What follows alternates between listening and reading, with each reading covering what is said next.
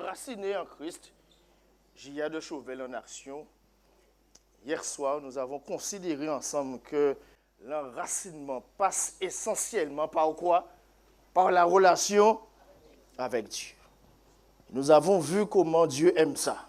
C'est le Dieu de la proximité. Il aime et il veut qu'on vienne à lui. Il n'attend que ça. Et ce soir, je vous propose de considérer deux éléments essentiels de la relation avec Dieu. Ce sont lesquels? La prière et la lecture de la Bible. Est-ce qu'il y a des aventuriers ce soir? Non? Ou alors un éclaireur, une petite classe. Est-ce qu'il pourrait me définir avec ses propres mots qu'est-ce que la prière? Qui veut faire cet exercice? Bien. Parle à mon niveau, comme ça tu as le micro jusqu'à côté. C'est quoi la prière? La prière, c'est quand tu parles à Dieu. Exactement. Merci. J'ai demandé à un enfant de me finir la prière parce que c'est exactement ça. Ce n'est ni plus, ni moins que de parler à Dieu. Pas plus que ça.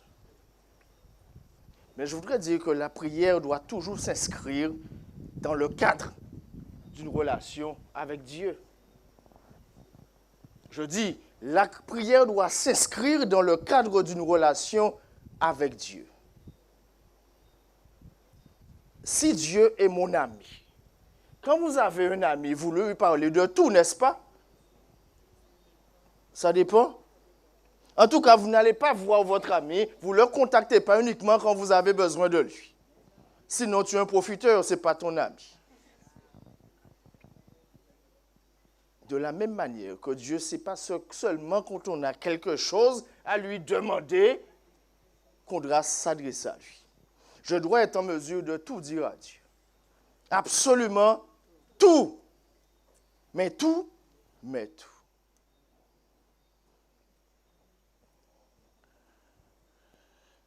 Alors, qu'est-ce que je peux lui demander? Qu'est-ce que je peux demander à Dieu? On va lire Marc 11, verset 24. Est-ce qu'on peut m'afficher le texte? Oui, ça sera fait.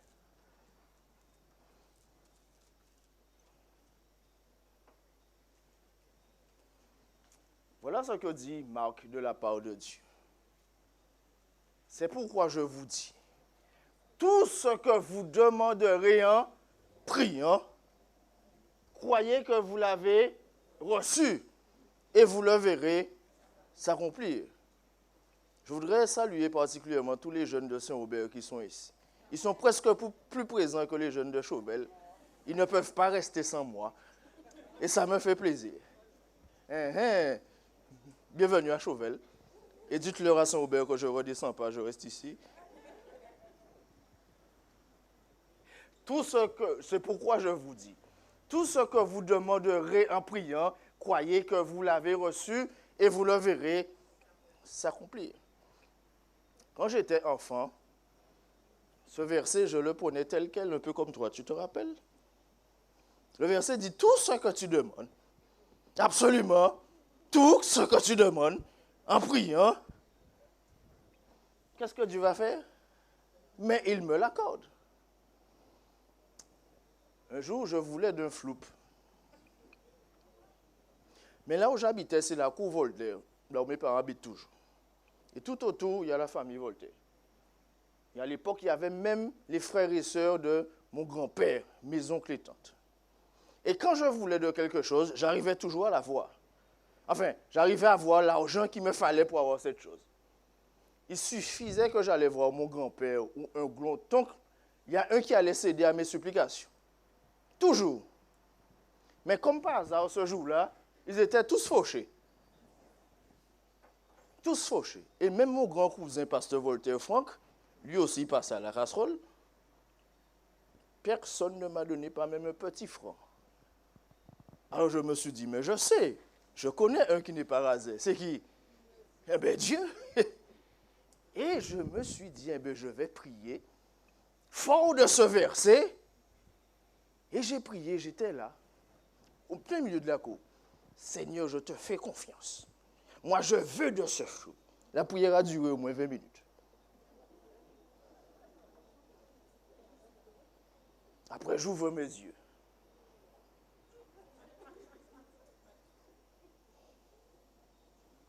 Mais il est où le flou? Pas de flou. Sauf que dans mon délire, ma grand-mère m'avait vu en plein milieu de la cour et puis m'a dit, Jérôme, c'était quoi ton problème? Et tout triste, je lui ai dit, mais mamie, je priais pour demander à Dieu un flou et je n'ai pas eu de flou. Sauf que, quand tu lis la Bible, tu dois comparer des versets entre eux et pour te faire une idée, tu dois tout considérer. Ainsi, il nous est dit dans Jean 5, verset 14.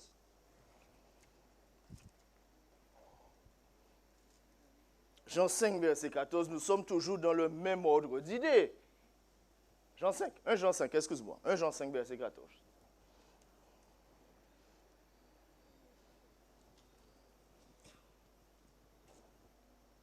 Nous avons auprès de lui cette assurance que si nous demandons quelque chose selon sa volonté, il nous écoute. Qu'est-ce qui a été rajouté ici et qui fait toute la différence? Selon sa volonté. Ce n'était pas la volonté de Dieu que je mange un flou, apparemment. C'est pour cela, mes bien-aimés, chers enfants, chers jeunes, il est important, impératif, de chercher quelle est la volonté de Dieu. Et cela ne peut passer que par quoi? La lecture, l'étude de la parole de Dieu qui est la volonté de Dieu qui nous est révélée. Si je veux être au fait de ce que Dieu veut pour moi, je dois lire d'une manière régulière, assidue, la Bible qui est la volonté de Dieu qui m'est révélée. Voyez-vous, mes bien-aimés, nous assistons malheureusement dans notre société à un concept qui se développe et malheureusement même au sein de nos communautés. C'est le relativisme moral. Cela consiste à dire que si quelque chose est bon pour moi, eh bien je le fais. En d'autres termes, il n'y a pas d'absolu. Tout est relatif. Je vais dire ça en des termes plus simples pour que les jeunes comprennent. Il n'y a pas vraiment d'interdit. Si ça me plaît, si ça me convient, si ça me fait du bien, eh bien je le fais. Et je dis malheureusement, ce concept se développe même dans notre communauté.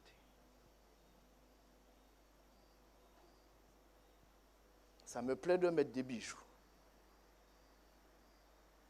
Je pense que Dieu n'est pas, ce genre de détail ne l'intéresse pas, eh bien je mets.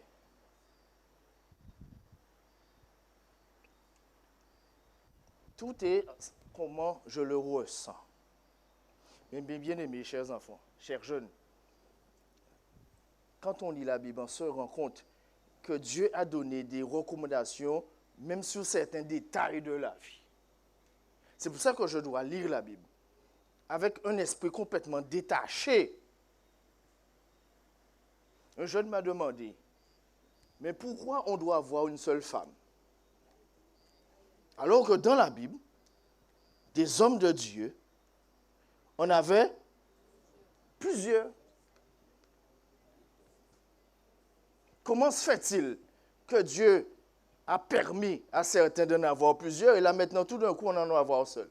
Je dis, écoute-moi, à quel moment dans la Bible Dieu a autorisé et Dieu a demandé à un homme d'avoir plusieurs femmes? Tu n'as jamais lu ça. La Bible raconte des histoires d'hommes et si tu lis attentivement l'histoire de ces hommes-là, tous ceux qui ont eu plusieurs femmes, ça leur a procuré beaucoup de problèmes et de désagréments.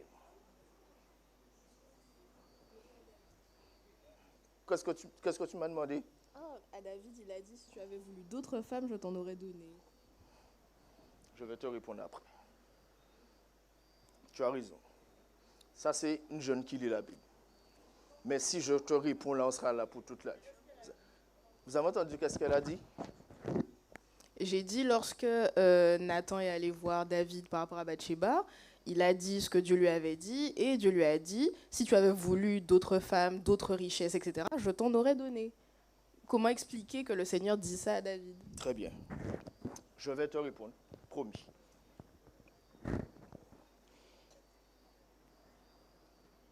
Tu dois chercher à connaître la volonté de Dieu. Ce qu'il veut que je fasse. Ce qu'il veut que tu fasses. Je voudrais considérer avec toi un verset qui se trouve dans Matthieu 11 et les versets 28 et 29. Matthieu 11 et les 28 et 29. Voilà ce que dit le verset.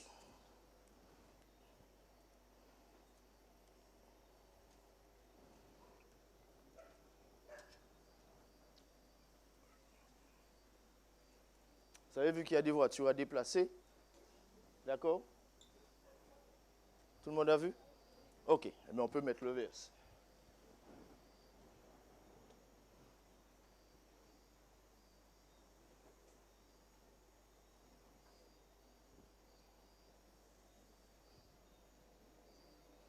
Je lis ou bien ça vient?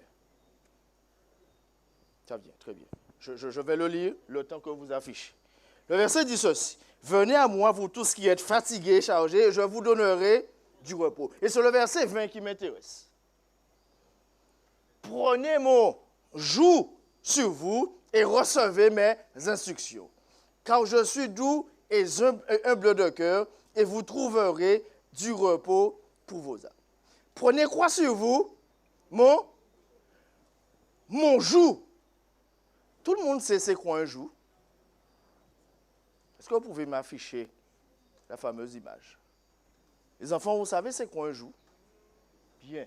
Eh bien, tonton va vous montrer ce que c'est un joug. L'autre image. L'autre. Très bien. Ça, c'est un joug. Le joug sert à guider deux bœufs dans la même direction. Donc, celui qui les guide, je ne sais pas comment il s'appelle, d'accord, avec son fouet, il va diriger les bœufs. Et que pour qu'un ne parte pas à gauche et pour que l'autre ne s'amuse pas à partir à droite, on va mettre la tête de chacun des bœufs dans le cercle que vous voyez ici. Dieu dit, prenez mon joug sur vous. Je ne suis pas en train de comparer Dieu à un bœuf, hein? Je me sers seulement de la comparaison que lui-même a faite. Il dit, prenez mon joug sur vous. Mais l'autre image. S'il te plaît. Encore une fois, je me sers de la comparaison de Dieu. Tout en le respectant. À gauche, c'est Dieu. Vous ne faites pas, ah, c'est la Bible qui le dit. Ce n'est pas un manque de respect, c'est lui qui dit, prenez mon joug. C'est une comparaison que je prends pour vous expliquer.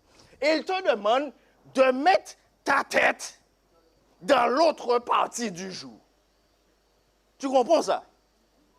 Si bien que si Dieu est d'un côté et toi tu es de l'autre côté, et on a dit que c'est le joug de qui? De Dieu. Donc qui dirige? Dieu. Dieu veut que tu fasses exactement ce que tu veux qu'il fasse. Il veut que tu ailles exactement à l'endroit que tu veux qu'il aille. Il veut que tu te comportes exactement et strictement comme il voudrait que tu te comportes. Parce que c'est lui qui dirige. Comment on dit? Un bœuf, là, peut pas dire il caille à gauche, et l'autre peut pas dire il caille à droite. Ils vont tous les deux dans la même... Ah non, c'est là que les moi. Ils vont tous les deux dans la même direction. Quel que soit ce que tu fais, cher jeune, si tu as un doute pour te dire ce que je vais faire, est-ce que c'est bon? Si tu as un doute pour te dire est-ce que je peux aller là, pose-toi la question suivante. Si Dieu était là, si Dieu vivait à mon époque, est-ce qu'il aurait fait ça? Est-ce qu'il aurait été là? Et réponds en toute franchise. Et si tu penses que non, ne le fais pas et n'y va pas. Mais pour ça, tu dois être au fait et au courant de ce que Dieu désire de vous.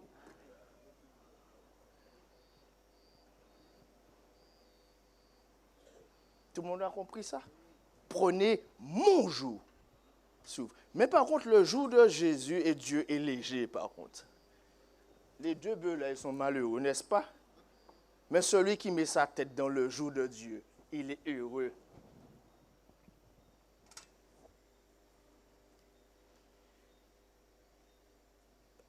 Le psaume 119 et le psaume au verset 105 dit ceci. Ta parole est une lampe à mes pieds et une lumière sur mon sentier. La parole de Dieu est claire, elle élargit l'esprit, elle raffine l'intelligence. Et mes bien-aimés jeunes, laissez-moi vous dire quelque chose. Déjà, je vous comprends. Nous avons la Bible, gloire à Dieu. Mais nous avons aussi les livres de l'esprit de prophétie. Et notamment un livre que tu dois absolument lire. On a du mal à le trouver en version papier, malheureusement, mais vous l'avez tous. Vous avez en tout cas tous la possibilité de l'avoir sur vos portables. C'est le livre Message à la jeunesse. Vous devez absolument lire ce livre. Ce livre n'est pas ringard. Les écrits d'Ellen White ne sont pas d'un temps dépassé et arriéré. Tu dois lire la Bible, mais je te conseille vivement. Je vous assure que si je connaissais une librairie qui vendait ce livre, si vous êtes 50 jeunes ce soir, j'en aurais acheté 50 pour vous offrir à chacun. Je n'ai trouvé nulle part. Avec les 50 euros, tu es obsédé par mes 50 euros, toi. Avec les 50 euros qui me restent, exactement. Je vous aurais tous en acheté. Dis.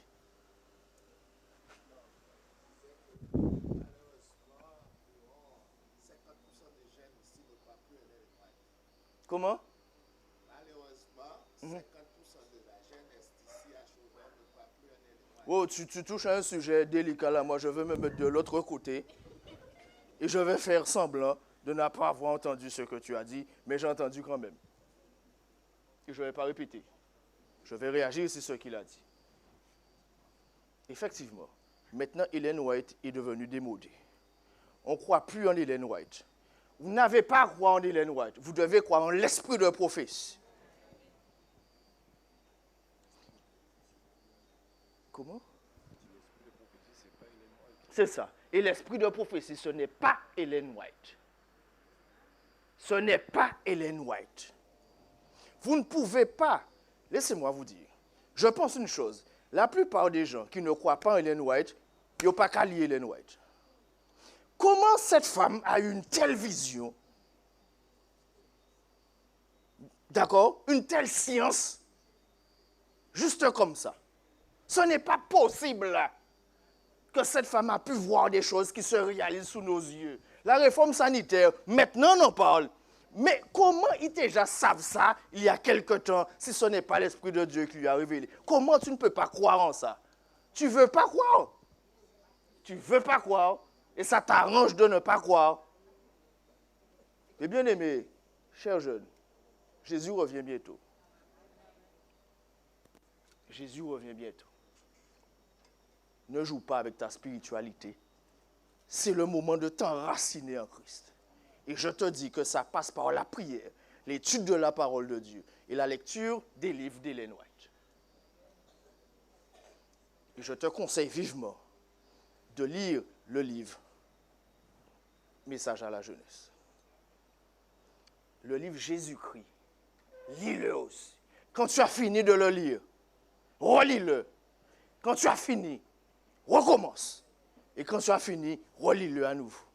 À chaque fois que je lis ce livre, ça me prend aux entrailles. Ton intelligence, ta science va s'affiner. Ainsi, tu connaîtras ce que Dieu veut pour toi.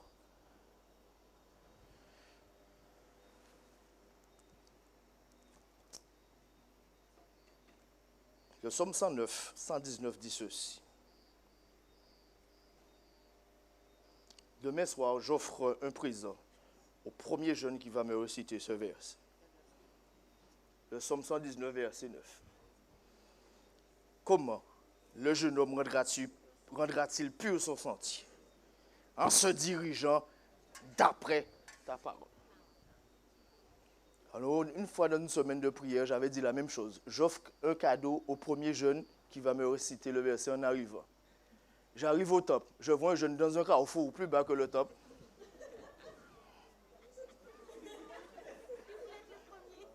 Je suis passé et puis je dis, attends, mais j'ai reconnu son prologie. J'ai fait marche arrière, j'ai baissé ma vitre. Somme 119, verset 9. Comment le jeune homme rendra-t-il pur son sentier? En se dirigeant d'après ta parole. J'arrive au temple, je monte sur la chaire. Il y a un jeune qui m'a fait, tous veulent réciter, je leur ai dit trop tard. Il y a un qui m'attendait déjà au carrefour là-bas. Demain soir, je vais voir ça. Quel est l'élément indispensable à l'exaucement de la prière? Qui veut me répondre chez les jeunes? Quel est l'élément indispensable à l'exaucement de ma prière? Il faut que j'ai là. Oui, il faut la Bible, c'est bien ma chérie. Mais quoi encore? La foi, c'est bien. Il faut la foi. Nous n'allons plus ouvrir la Bible parce que je suis pris par le temps. Je vais citer les versets, je vais les lire. Jacques 1er, versets 5 et 6 dit ceci. Si quelqu'un d'entre vous manque de sagesse, qu'il la demande à Dieu, qu'il donne à tous, simplement et sans reproche, elle lui sera donnée. Le verset 6 continue en disant, mais seulement qu'il la demande avec foi, sans douter. Car celui qui doute est semblable au flot de la mer, agité par le vent et poussé d'un côté ou de l'autre. Je ne dois pas douter de Dieu quand je lui demande quelque chose. Je ne dois absolument pas douter. Je prie, je dois être sûr et convaincu que ce qu'il m'a donné, il va me le donner. Ce que je lui ai demandé, il va me le donner. C'est pour cela que je dois faire des prières en lien avec la volonté de Dieu. Avoir la foi ne consiste pas à croire en l'existence de Dieu. Jacques 2, verset 19 dit, tu crois qu'il y a un seul Dieu? Tu fais bien. Mais les démons le croient aussi. Et ils tremblent. C'est quoi la foi? Quel jeune peut me décrire ce concept? Me définir ce concept? Un jeune. Vas-y. Alors, qui veut me dire? Ne me récite pas Hébreux 11, verset 1. Laissez-moi vous dire, si vous demandez, quelqu'un qui est non chrétien vous demande, c'est quoi la foi? Vous lui répondez, oh, la foi, c'est une ferme assurance de choses qu'on espère, une démonstration que le seul qu'on ne voit pas, ça n'a pas ni bon sens pour lui. Je vous dis, ça a du sens pour nous, parce que nous savons. Mais si vous dites ça à quelqu'un qui est ignorant, qui veut savoir, vous lui avez rien dit en lui disant ça. Je veux qu'un jeune me dise avec ses propres mots, qu'est-ce que la foi?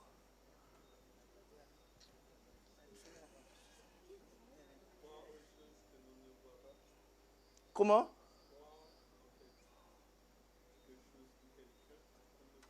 D'accord. Ok, j'aime bien. Qui veut compléter ou dire quelque chose d'autre?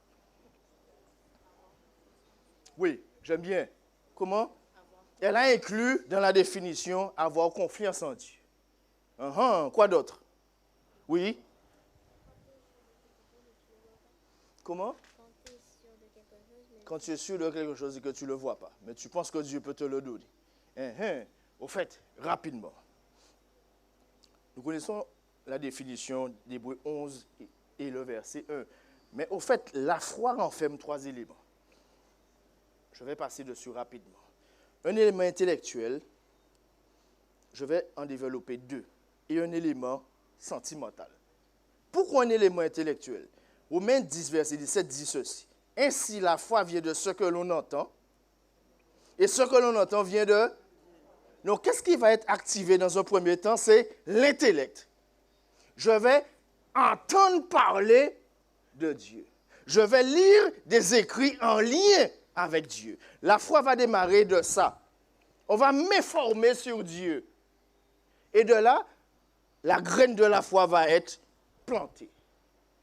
Donc ça, c'est l'intellect qui va être d'abord activé. Ensuite, ce Jésus-là que je découvre à travers la lecture de la Bible, ou en entendant parler de lui, je vais apprendre à l'apprécier, je vais apprendre à l'aimer. Donc va naître des sentiments, la confiance, l'espérance, et le sentiment ultime par-dessus tout, c'est lequel?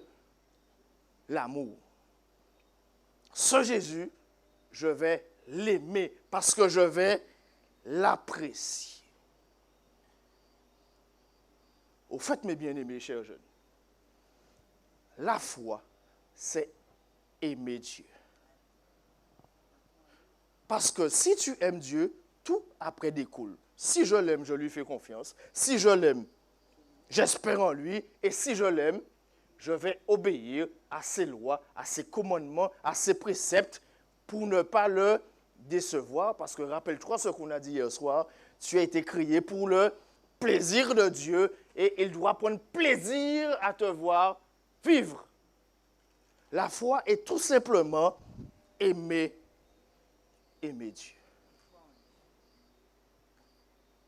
Par contre, en finissant, et nous allons continuer le sujet demain soir parce que j'ai promis de ne pas finir tard. Je voudrais qu'un adulte me définisse un concept qui n'est autre que la photocopie de la foi. C'est quoi la présomption? La présomption.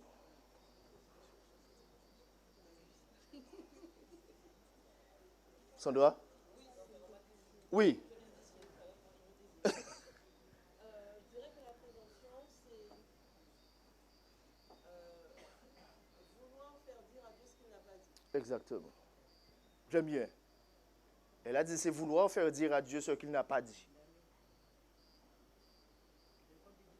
Qui veut compléter ou dire quelque chose d'autre?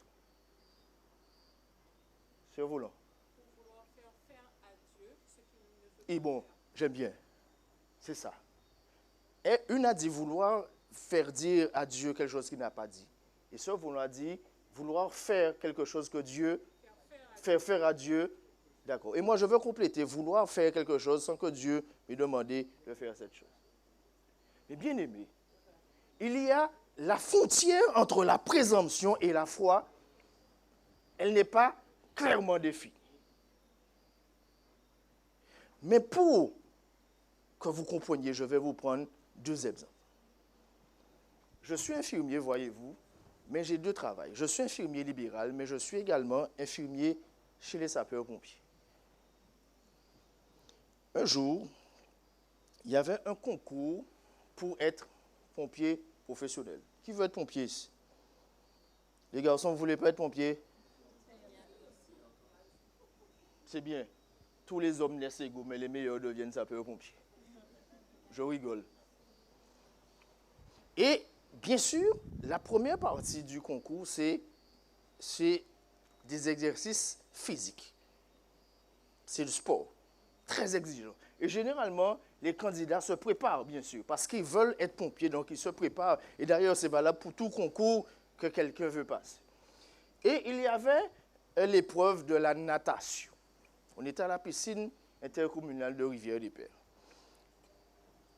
J'étais là au bord du bassin en tant qu'officier médical, au cas où, s'il arriverait quelque chose, ce qui n'arrive jamais. Et tout autour du bassin, il y a bien sûr mes collègues, sauveteurs, plongeurs, maîtres nageurs, et je dis au cas où, si il arriverait quelque chose. Donc les candidats s'élançaient, ou candidates, il y en a aussi, dans la piscine par groupe de 6, pour faire l'épreuve. Nous avons 1 heure sur le bassin, mais je vous assure qu'il ne se passe jamais rien. Donc nous sommes là vraiment par formalité. Et voilà que tout d'un coup, un groupe de 6 tombe à l'eau. Et on se rend compte qu'il y a un jeune déjà, il a sauté par les pieds. Il dit, vous n'avez pas de problème déjà?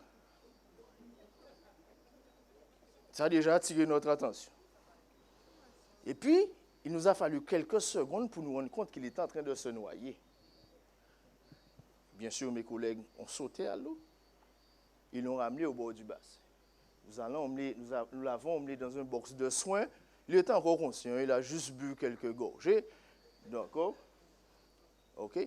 Donc, après, quand mes collègues ont fait ce qu'ils avaient à faire, mes collègues sont sortis et moi, j'ai pris le relais parce qu'il fallait que je fasse un rapport médical, que j'explique les risques, qu'est-ce qui s'est passé. Et ça, j'étais le seul à être avec lui parce que ça, c'est du domaine du secret médical. Donc, mes collègues m'attendaient à l'extérieur. Je m'assieds en face de ce garçon. Et je lui dis alors, qu'est-ce qui s'est passé? Il ne me dit rien. Je lui dis, écoute, tu étais en train de te noyer. Dis-moi la raison pour laquelle tu n'as pas su nager. Est-ce que tu as eu un malaise? Est-ce que tu as mangé ce matin? Est-ce que tu as une crampe? Il me dit, non, monsieur. Je lui dis, écoute, pourquoi quand tu as sauté par tes deux pieds, tu coulais au lieu de remonter pour nager? Messieurs, à ma grande surprise, Bertrand, le jeune homme me dit, monsieur, je ne sais pas nager. Je lui dis, pardon, tu as sauté d'un bassin d'une profondeur de 3,20 m et tu me dis, en connaissance de cause, tu ne sais pas nager et tu as quand même sauté. Qu'est-ce qui s'est passé dans ta tête? Thibougla a répondu, moi, monsieur, moi je suis chrétien et je crois en Dieu. Et j'ai prié Dieu pour qu'il me permette de nager la ce matin. Mes amis, vous ne devez pas dire amen. Ceci, c'est de la présomption. Ce n'est pas de la foi.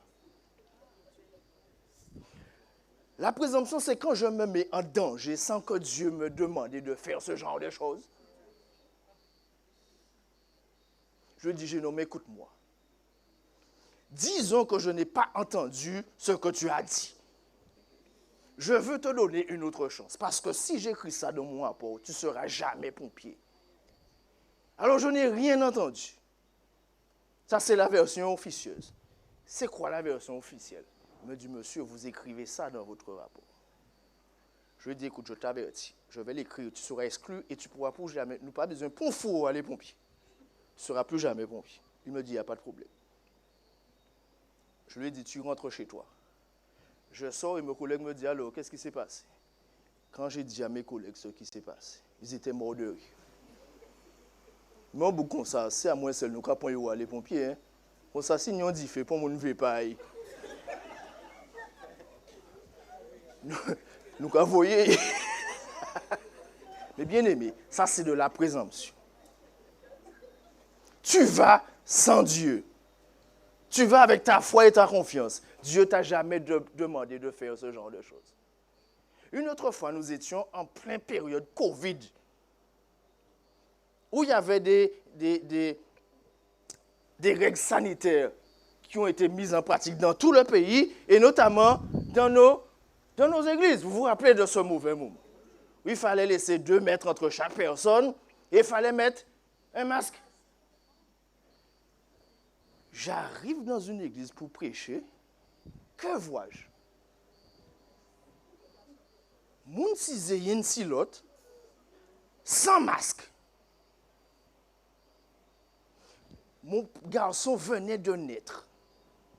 J'ai appelé le premier ancien, je lui ai dit, mais qu'est-ce qui se passe là dans votre église? Le frère m'a dit, frère Voltaire, si vous n'avez pas ni la foi, nous ici, nous ni la foi. Et nous pas qu'à mettre pour masque, nous pas qu'à prendre pour mesure. J'ai dit, il faut écouter bien. Je m'en vais. Je ne reste pas là.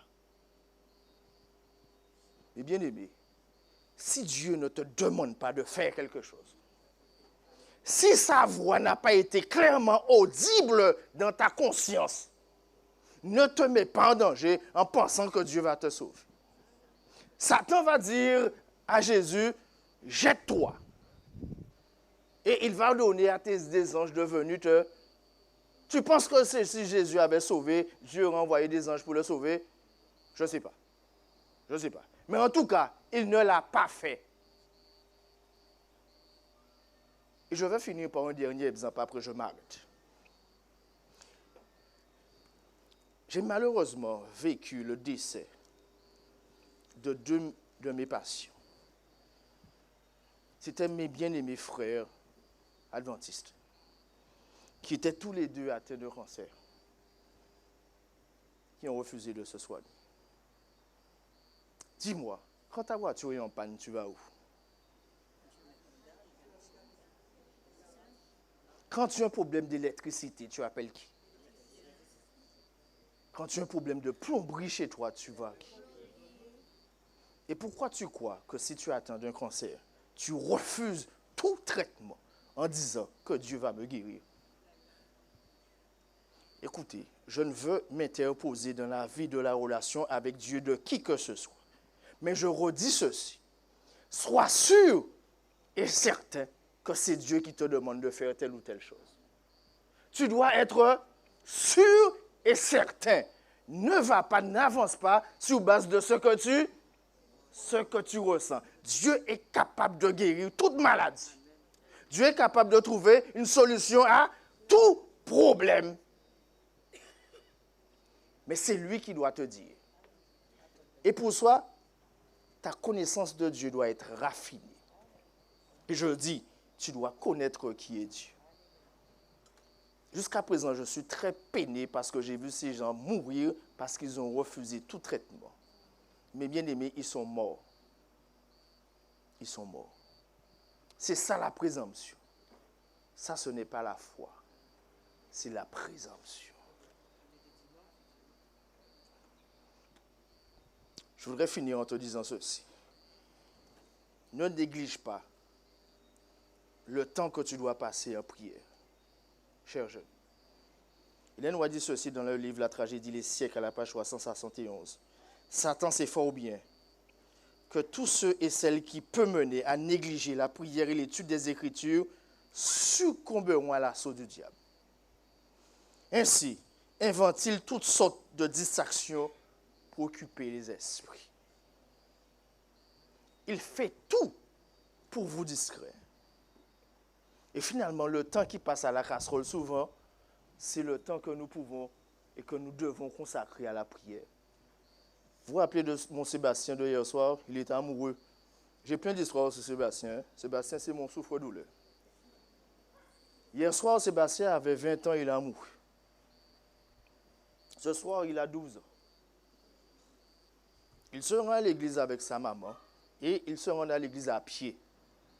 Et en chemin, il passe faire un coucou à sa grand-mère, à la maman de sa maman, qui, avancée en âge, ne peut plus aller au temple. Sa grand-mère lui donne 4 euros, 2 pièces de 2 euros. Et il dit, mamie, c'est gentil. Ce que je vais faire, je vais garder 2 euros et les 2 autres euros, je vais les mettre où? À la dîme, dans la sébile. Et en chemin, Sébastien joue avec ces 2 pièces. Et une pièce finit par tomber. Vous n'allez pas la prendre. Et la pièce roule et tombe dans le caniveau. Donc lui et sa maman essaient de tout faire. Il met son petit bras pour essayer d'attraper la pièce, mais ils n'arrivent pas. Ils vont se rendre à l'évidence, ils ont perdu la pièce. Donc Sébastien tient sa pièce bien fortement, celle qui reste. Arrivé au temple, il est assis à côté de sa maman. Et au moment du ramas de la dîme, il a toujours sa pièce dans la main. Et le diacre qui passe dans les rangs, qui voit que le garçon a une pièce de 2 euros, qu'est-ce qu'il fait? Mais il passe sa sébile. Et il insiste. Il fait au diacre. Mais... Donc le diacre finit par laisser tomber l'affaire. La maman de Sébastien lui chuchote à l'oreille. Mais Sébastien, tu avais dit qu'il y avait une pièce pour toi et une pièce pour Dieu. Sébastien répond, maman, c'est bien ce que j'avais dit. La pièce qui est tombée dans le caniveau, c'était la pièce de Dieu. Mais bien aimé, souvent, chers jeunes, ceux qui passent à la casserole, c'est le temps qu'on aurait dû. Et par contre, j'avoue que je m'inclus. Croyez pas que je suis meilleur que vous. C'est le temps qui passe à la casserole, c'est le temps qu'on aurait pu ou dû passer avec Dieu. Nous n'y t'en fait toute qualité à nos journées. Et ce qu'on va bâcler ou ce qu'on ne va pas faire, c'est le temps que vous et moi, on aurait dû pas passer à genoux. Ça, c'est un piège du diable. Dans une journée, il y a 24 heures. Je dois prendre du temps, prendre le temps pour passer un moment dans l'intimité avec mon Dieu. Si comme moi tu as un problème d'organisation, ça peut arriver. Tu vas t'agenouiller, tu vas parler de ce problème à Dieu. Là maintenant, nous allons prendre le temps de prier au Seigneur. Et on va juste discuter de l'organisation du moment que nous passons avec lui. Et comme hier soir, nous allons dire à Dieu les choses franchement. Je voudrais passer plus de temps, mais je n'y arrive pas. S'il te plaît, aide-moi à mieux m'organiser. Je voudrais passer encore, ou si tu le fais, mais je voudrais passer plus de temps, mais je n'y arrive pas. S'il te plaît, je veux le faire. Il faut qu'on y arrive. Ou alors, si tu considères que tu passes assez de temps, c'est bien, dis-lui que vous allez continuer. Tu vas t'agenouiller et tu vas parler au Seigneur. Il prend le temps qu'il te faut pour le faire.